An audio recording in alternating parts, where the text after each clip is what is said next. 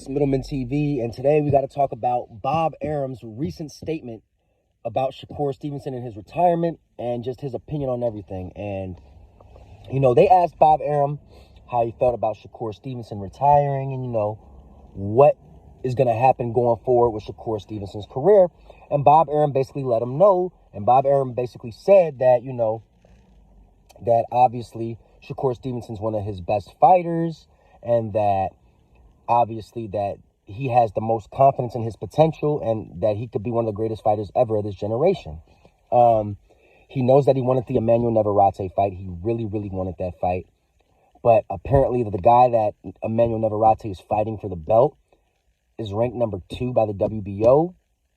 And Bob said that's just how boxing is. So that's why that guy's getting the opportunity. So the Emmanuel Navarrete fight didn't present itself immediately.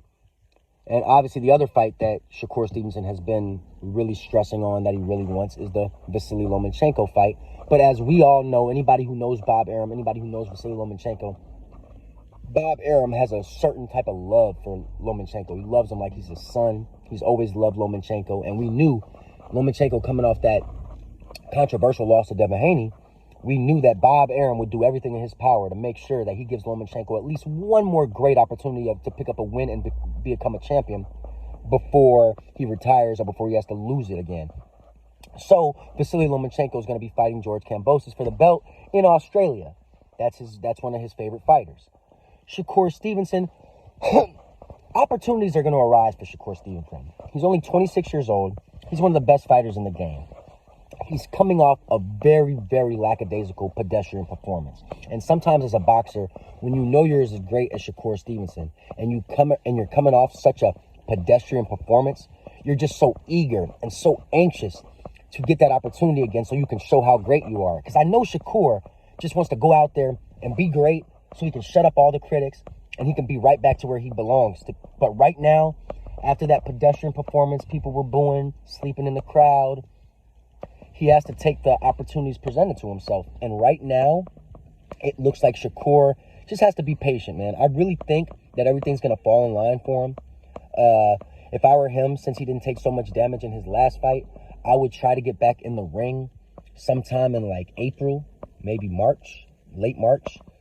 And, you know, try to fight a worthy opponent, a guy with a good record, a name that we've heard of.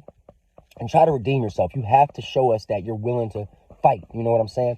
And if you show us that, I'm pretty sure Bob Arum will have no problem putting you back and putting you in the fights that you deserve, Shakur. I love Shakur Stevenson. He's one of my favorite fighters in the game right now. I think he's one of the best fighters in the game right now. No question about it. But I think after that performance, we have to be real with how the boxing game works.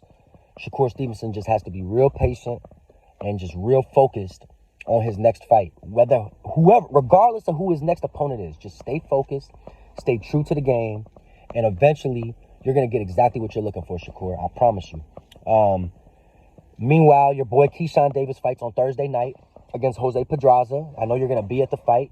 He's going to sit down, talk to Bob Arum. Hopefully they have a really good conversation, and I hope that we can get like a Shakur Stevenson versus a Ryan Garcia, or a Shakur Stevenson versus I don't know. I think Shakur Stevenson versus Ryan Garcia is actually the fight to make. But we'll see what happens. Either way it goes, Shakur, stay patient. Good things are coming to you soon.